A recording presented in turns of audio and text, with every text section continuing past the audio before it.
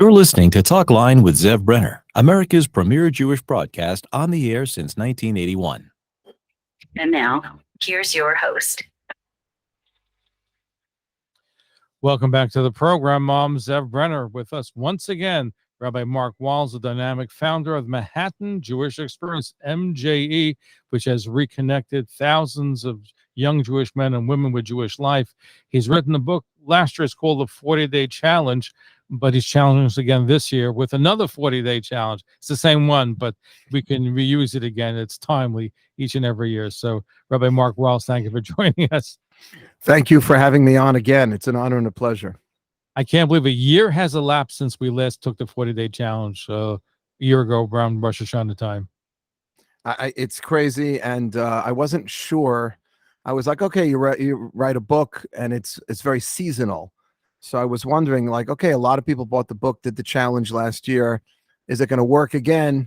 And we have almost double the amount of people this year as last year, thankfully, who are either reading a chapter every day from the 40-day challenge or coming on to the WhatsApp group to get some more content related to the theme of the day. So it's going great. Terrific. So here's the question for you. You know, it's every year, and we take on obligations for a new year. We say this year is going to be the year. This year we're going to make the change. We're going to be a better person, a better father, a better mother, a better learner, a better person in general. We're going to contribute more to society. We start off the year in the great intention. We end the year where it's the same year. In fact, it says God watches Israel from a gracious Hashana until the end of Hashanah. Why do you say Hashana? Because every year we think it's going to be the year. It ends up being just another year. Right, the year. The year, just goes from the year to a year. So let's take the challenge, but how do we take meaning from the challenge and translate the 40 days into 365 days? Wow, it's a great question. So first of all, I think we have to learn something new. If we think we're going to change with the same information and just with the same inspiration as we did the last year, then I think we're mistaken. We change as people, and we need to be inspired by different ideas. So whatever worked for me when I was, let's say, in my 30s, isn't going to work for me when I'm in my 40s.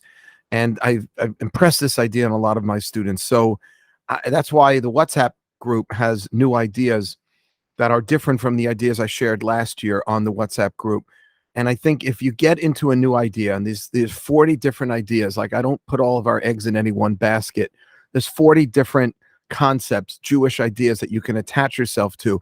All you need is one that's new, that can give you that little spiritual epiphany, that can help motivate us to deepen our relationship with God this Rosh Hashanah and Yom Kippur. So I think it's something new. What are we learning that's different that we didn't know last year that can really motivate us to take on more?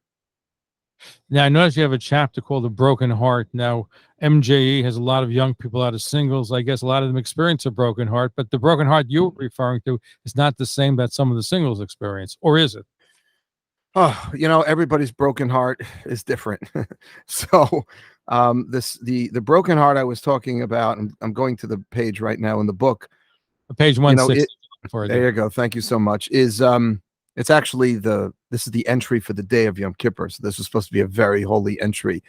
But this is the story of a 9-year-old girl who walks into the store to buy a bracelet. And she looks through the glass display and she points this very expensive piece of jewelry. It costs about 16,000 shkolim. It's a little girl, like $4,000. And the owner of the store asks her, "You want to buy that?" And she says, "Yes." "Well, you have very good taste. Who do you want to buy it for?" And she says, "My older sister." "That's very nice, but why do you want to buy your older sister such an expensive bracelet?" the store owner asks. And she says, "I don't have a father or mother." This is a true story. It happened in Yerushalayim. "I don't have any parents, and my older sister takes care of all of us. And so I went around to all of my brothers and sisters, and I collected all of our money to buy her a present." And she pulled out a handful of coins, and the jeweler counted up the change, which amounted about 7 shkolim and 80 agurot, which is like $2. And the store owner was visibly moved and excited. He's told the little girl, "You're just in luck. That's exactly what the bracelet costs." He wrapped up the gift and handed her the bracelet, and she left. And a couple hours later, who do you think comes in? the older sister. And she comes in, she tells the owner, I'm really sorry. My little sister shouldn't have taken this bracelet without paying. And the owner said, what are you talking about? It's paid in full. And what do you mean? The older sister says she could never have afforded such a fine piece of jewelry. She paid in full, the owner reiterated, 7 shekels, 80 agurot, and a broken heart. And the store owner continued. He said, my wife died just a few years ago. People come into my store all day. They buy expensive pieces of jewelry. They can afford it. When your little sister came in and she collected all of that money from her sisters, that was the first time that since my wife died, that I remembered what it really means to love someone. So I gave her the bracelet and I wished her well. And that's basically what we're doing on Yom Kippur. We're coming to Hashem. We're not saying I deserve to be forgiven. I deserve a second chance. Right? We ask for a good livelihood, we ask for good health, and we reach into our pockets to see, what shkalim we have, how many dollars, how many mitzvot did we perform in order to be able to, and we realize that we have a couple of zechuyot, maybe a couple of mitzvahs we managed to keep over the year, but not nearly enough to pay for all the things we're asking for. So, but we've got a broken heart. And I think that broken heart is different for all of us. I think we should personalize it. For that little girl, obviously, is that she didn't have parents. And for a single living on the West Side or wherever who's having a really hard time, whether it's a man or a woman, finding their soulmate, that's their broken heart. And Zev, you've got one, I've got one. We all have our issues. There's none of us that comes before our Kadosh Baruch Hu on Rosh Hashanah and Yom Kippur that's not upset about something. We all have some member of the family who's not as healthy as we would like them to be, or something we're struggling with, whether it's on the financial plane or I don't know, whatever it is. That's part of what we believe is the tshuva process of bringing before Hashem and letting HaKadosh Baruch Hu see. We say it every day in our tefillos, Re'ev Yanyenu, V'riva Rivenu. We ask Hashem to look at and to understand that what we're going through is not easy, and we're trying to do the best we can given our circumstances. And that, I think, is a very, very powerful weapon we have during the high holiday season. No, and by the way, even though the book is called The 40-Day Challenge, this is really something which we should be doing throughout the year. And some of the lessons gleaned can be transformative 365 days a year. And one of them, of course, is how to deal better with people, because sometimes, especially in a busy place such as New York, we don't tend to give people enough time, or we don't really pay attention. We ask how you're doing. We don't really mean it. We don't really get involved in helping people's lives, or say, hey, well, let's get together for lunch. We never do. Lots of things that we say, and words should have meaning, but they don't. So how do we elevate ourselves? How do we change, Rabbi Walls, during this 40-day period to be transformative? Tafasta maruba lo tafasta. You try to grab onto too much, you end up with nothing. I always tell my students, pick one thing. Pick one area that's weak in terms of your relationship with God. That could be Shabbat. That could be keeping kosher. It could be prayer. And then pick one area that's weak in your relationship with your fellow human being, Ben Adam Lechavero. And because we have big eyes, Rosh Hashanah, Yom Kippur, and we get before God and we were like, I'm going to do this, I'm going to do that, I'm going to change. And then what happens?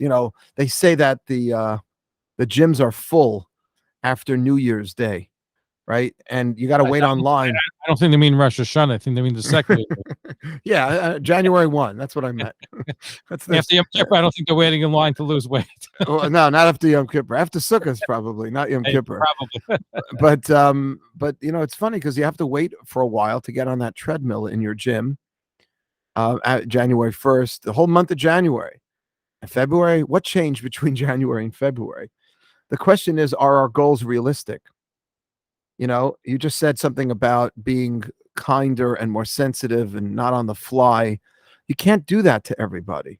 So pick one person in your life who you think you've been a little short with and say, you know what, this year I'm going to work on being more careful about how I speak to this person. I'm going to return their calls faster. I'm going to actually initiate a phone call to them. But if you start saying that about all your friends, it's never going to happen. So pick one person, pick one act of chesed, and stick to it. That, I think, is a really, really important lesson. Tafasta meruba lo tafasta. Otherwise, it's just not going to happen. Which means if you try to grab too much, it doesn't happen. Yeah. It's in the vernacular.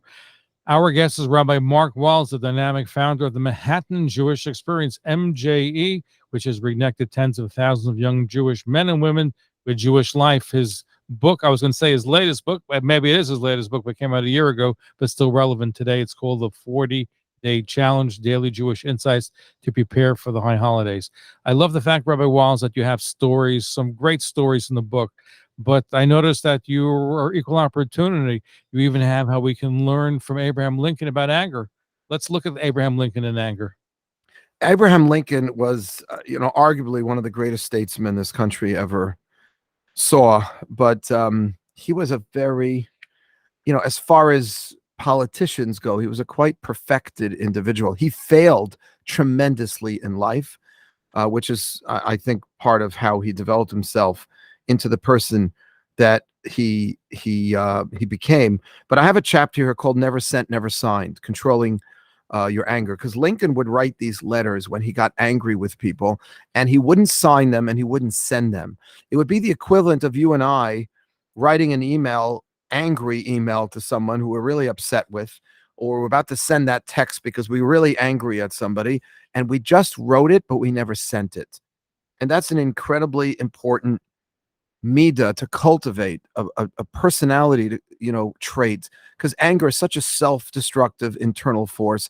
Anger triggers the body's fight or flight response, which ultimately causes the body to release adrenaline and other hormones into the bloodstream, and that causes us to think less rationally, which is probably why we've all said or done something really stupid when we were angry.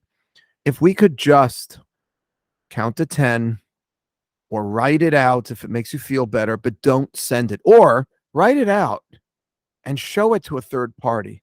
Show it to your wife, show it to your husband, show it to a friend, a colleague at work, and say, and don't even put the person's name in so we don't deal with issues of Lashon Hara.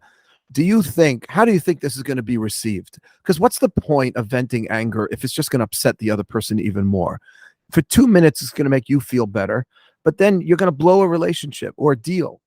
So I love what Lincoln did. He wrote these letters. He never sent them. He never signed them. And it allowed him to compose himself and to deal with the situation much more rationally. Now you mentioned Abraham Lincoln. I don't remember the exact quote, but the gist of it, and I always love quoting him.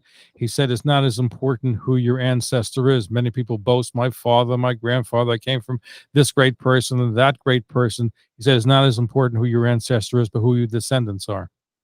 And I love that quote. It's a very deep thought. Yeah. So it's not in the book yet. Maybe the next book will be in.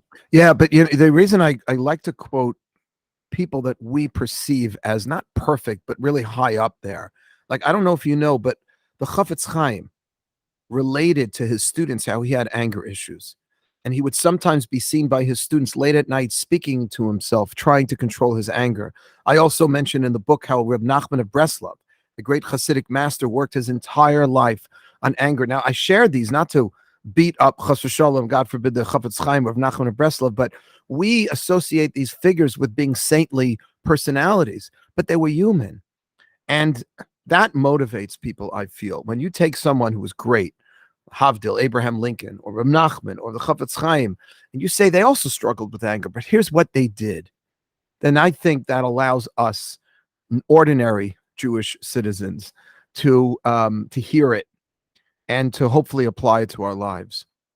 I quoted in Rosh Hashanah or Yom Kippur, I quoted Rabbi Yaakov Galinsky, who was the great Maggid. He has a wonderful series on the holidays and on Chumash. But he mentions the fact if you want to have a great Rosh Hashanah, a great New Year's season, you should smile.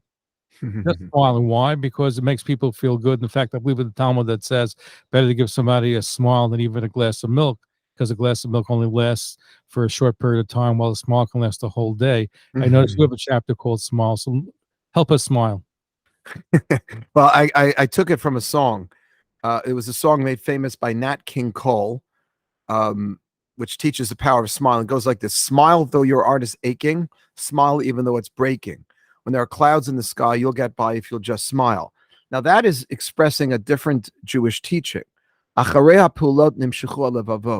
We often think it's hypocritical for me to smile if I'm feeling kind of not wonderful inside.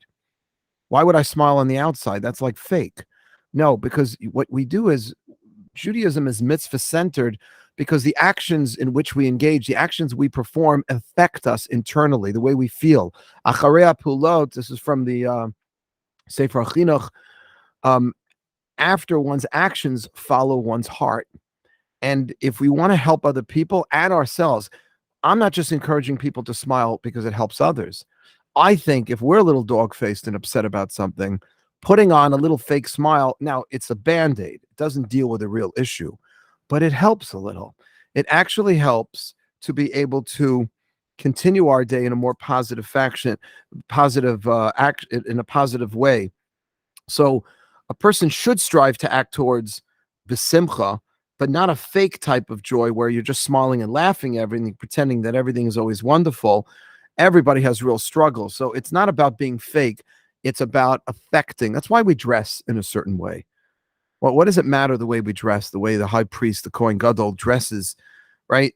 The Rambam teaches this very, very powerfully, that when you feel in your heart, that what you feel in your heart should be the same as the words on your lips, that our outside should mirror our insides.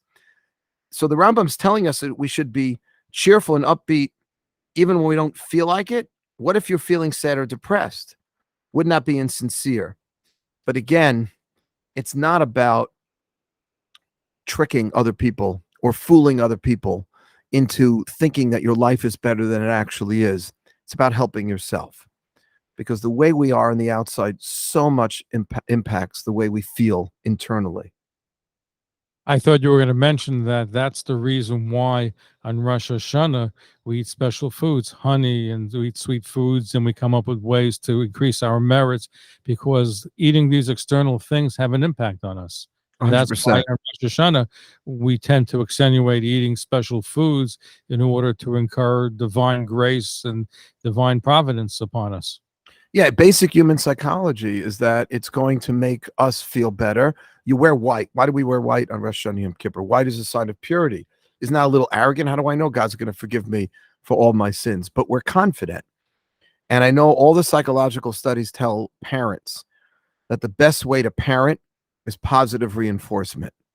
Positive reinforcement, all the modern day studies demonstrate, is more effective in terms of modeling the right behavior for kids. You're more likely to get your kids to live in the right way by positively reinforcing the desired behavior than so putting on the white, eating good foods, being besimcha, being joyous. You know, a lot of people think Yom Kippur is a sad day.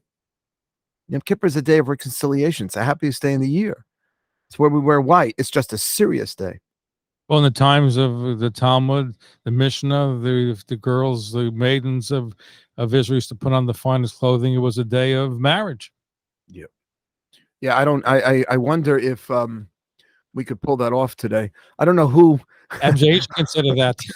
We could do it in the afternoon. That's why we read the Mincha Kriyas Torah, that we read the Torah reading in the afternoon service. Relation, right? About relationships. Somebody once asked me, like, Rabbi, we're reading about who you can be with, who you can't be with. What does that have to do with Yom Kippur? It's because Yom Kippur was a day people were meeting each other. But I don't know. Maybe people would associate Yom Kippur with something more positive if we had such an event. I don't know. I think so. And by the way, Yom Kippur really is Yom Kippurim. It's a day like Purim. Purim is the happiest day on the Jewish calendar. Yeah. Kippur is supposed to be like it. If we're vindicated, then we have a good year. It could be even bigger than, or it could be akin to Purim. Purim is still greater, according to the rabbis, right? Yeah. And the Totally. difference is, the reason on Purim we put on mass, and Yom Kippur we put on mass, but on Yom Kippur we put on mass, we're masquerading as pious people, and maybe the outside will affect the inside, as you said before. Yeah, you know, we all have I'll tell you a beautiful story. I always share this before Ne'ilah and Yom Kippur. When I was in 9th grade, I got put in a very high level class that I thought was beyond me in Talmud, when I went to yeshiva, and I know I was having a hard time keeping up. And somehow I got 100 on one of the tests. And I went over to the teacher later on in the year, and I'm like, you have to switch me down. I can't handle this class. And he's like, Wilds, right? I said, yeah. He opens up this big drawer, pulls out a big stack of tests, pulls out my test with a big 100 in red letters. He says, I don't understand. You got 100 on one of my tests. I was like, yeah. He says, go back to your seat. You'll be fine. Now, I figured out at the end of the year, he managed to give everybody in the class 100. So that when anyone would complain it was too much for them, he could pull out the 100 and go, what are you complaining about? Sit back down. You got 100. You can do this. Now, I think that's what Yom Kippur is, such a marathon. People are like, oh my God, why is Yom Kippur such, it's endless. The book is this thick. It's all day, the fasting. Because what we're doing is we're getting 100. 100, not in terms of perfection, but as how far can you stretch yourself spiritually in any one given day?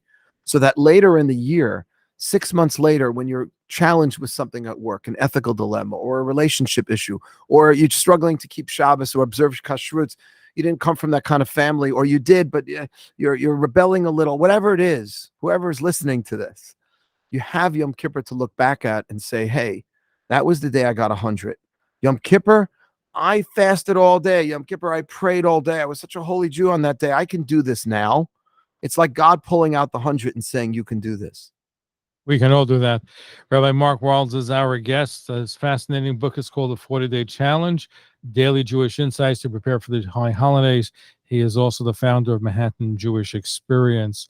You know, Rabbi Walls, as you were talking, and it reminded me of a story also about college, about an exam where a proctor gives an exam.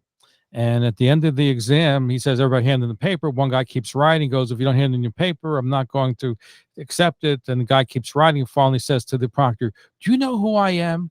The proctor goes, no, I don't care who you are. Do you know what my name is? I don't care what your name is. I don't know who you are. He takes the paper, he shoves it in the middle and runs off the room. What's the lesson? The lesson is that as part of a group, there's an anonymity of being part of the group. Mayor Simcha of Devinsk, when he was sick, he wouldn't tell people his mother's name, didn't want to be judged on his own. He wanted to be judged as part of it. You should say the sick of Israel is who you're praying for. There's something to be said with being part of a group, which is especially in Yom Kippur. And that's related by a beautiful thought on the Eglah Rufa. There is the Torah portion deals with the fact that if you find a dead body between two cities, you measure one that's closest. There's a whole elaborate ritual with the elders of the town closest to the dead body say, we didn't spill the blood. And what does Rashi say? Bringing Gemara, that we provided him with food, then we escorted him. So the question is, I think the Maharal asked the question, if we gave him, sushi and salads and all kinds of food, would that have stopped him from being murdered? What does that have to do with the fact we escorted him? But the answer is, when somebody comes to a town, becomes part of the community. When he leaves, he breaks the bond. By giving him food and escorting him, he still continues with that protection of being part of that group, goes beyond his just leaving the town. And that to me is what Yom Kippur and the High Holidays are all about. Wow. Is we have to be part of that community, and being part of the community, which is what you have established with MJE, is being part of a community makes us stronger. We can do more together than just as one single unit. That's a beautiful story. That Maharal is gorgeous. Thank you for sharing that. Rav Soloveitchik devoted an entire chapter in his classic work, Al HaTshuva, on repentance to the power of the community. Because he said that on Yom Kippur, there's two types of atonement that are operating. Kaparas HaYachid, the individual, and Kaparas HaTzibur, the communal. The communal, all you really have to do is identify and show up. Which is why I heard Rav Herschel Schachter at Yeshiva University, he once said, people get cynical about Jews who just show up once a year on Yom Kippur, or not like, high holiday Jews, we like to call them. And of course, that's not a wonderful thing. We're not proud of that, but it does demonstrate that Jew affiliates and considers himself part of the community. And as such, they can benefit from the communal atonement that the entire community gets. As individuals, we have to go through the whole difficult process of tshuva, of admitting where we went wrong and feeling badly and accepting to do better for the future.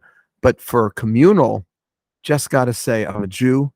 I belong in synagogue on Yom Kippur. And that's a very, very important thing. And anyone who's listening to this, if you don't mind me using your wonderful listeners as to the opportunity to perform a mitzvah, we have 3 services in the city, West Side, East Side, Downtown, for each of our 3 sites. And we have Rosh Hashanah, Yom Kippur, explanatory, beginner level services, because High Holidays is a great time when a lot of our Jewish brothers and sisters come out of the woodwork and will be reconnected. So if anybody has any friends, relatives in the city would like to join, let us know. and they should do so. People take advantage. They go once a year. I don't care if they're JFK, just for Kiddush Jews, as long as they show up. That's the right. People can criticize people. They just show up for Kiddush. They don't show up for the rest of the davening.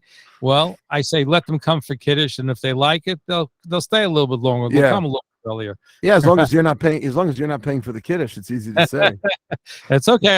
When I do Kiddush, I don't mind people show up or give extra people that are coming. Before I let you go, you have a wonderful story in the book. The 40-Day Challenge has all kinds of great stories. A story about Barak, about a Jewish woman from Beverly Hills who went to Israel, and she meets somebody named Barak. I think it's such a wonderful story. Perhaps you'll share it. So it's very powerful vacation that this family from Beverly Hills, they get into Israel late, and they go into their hotel. I think they're like in Herzliya. And they order room service because the dining room is closed. And some waiter comes to, a waiter comes with the food and gives the food, and they thank him. And before he leaves, my name is Barak, and I just want you to know that I'm here. If you need anything else, you can call the concierge. And he's about to leave, and the woman says, "Is your mother's name Ona?" And he said, and he got to all, Barak ben Ona. He says, "Yeah, that's my mother. How do you know my mother's name?" He says, "Well, you were on a list of names. You served in the IDF and you were injured in an attack, and we were praying for you in my hometown in Beverly Hills." And the guy just broke down, complete stranger bringing the food to their room. "Barak ben Ona, I davened for you for months. How are you?" He says, "Oh, that was 3 years ago. I'm fine. I'm now a waiter but he was so blown away. And that is the power of the Jewish community. And we are one family. We daven for each other. Somebody said to me, you look at the vidoy, the confessional, and if you actually understand the words you're saying, somebody said, "Rabbi, I did a lot of awful things during the year, but I'm not that bad. I didn't do all those things. Hashem, the Bagad, the whole alphabet is there." He says, and I said to him, it's because we're not just praying for ourselves. We're asking God for forgiveness for every sin committed by any Jew, because we are one Jewish family and we have to look out for each other. And I just love that, the Daf Yomi, anything that we can do that unites Jewish people. We've divided ourselves up, I think, a little too much for small people where we've got so many groups. It's unbelievable. So my bracha to all of us this year is to really feel that interconnectedness and to daven, not just for ourselves. The Gemara says that the more you daven for others, the more your own prayers are answered. No, beautifully said. And by the way, I forgot who said it, but the word tzibur, which means congregation, the tzaddik stands for tzaddik, the base stands for Beni, and the R for Rasham, which means righteous, in between, and wicked people. In order to be a congregation, we need everybody. You can't exclude any one individual. Everybody's part of the congregation. Yom Kippur, especially, no matter where you are, what you did, what you haven't done, you have to be part of the community. That's such an important lesson. Beautiful. Thank you. And may I recommend the book, even though it came out last year, still available on Amazon and all the popular places? Amazon, it's in all the Judaica shops, 100%. The book is called The 40-Day Challenge, Daily Jewish Insights to Prepare for the High Holidays. Rabbi Mark Wiles is the author. He also is the founder of Manhattan Jewish Experience, where they brought back thousands upon thousands of Jewish men and women to Judaism over the course of time. Thank you for being here with us. It's an honor and pleasure. Should be a Ketiva v'chatima tova. Good, sweet, happy, healthy year. Thanks for listening. For continuous Jewish programs, TalklineNetwork.com, or our 24-hour-a-day listen line at 641-741-0389. For past shows, you can find us on iTunes, Spotify, Amazon, YouTube, Instagram, and all major podcast platforms, or jewishpodcast.org. Thanks for listening to the TalklineNetwork.com.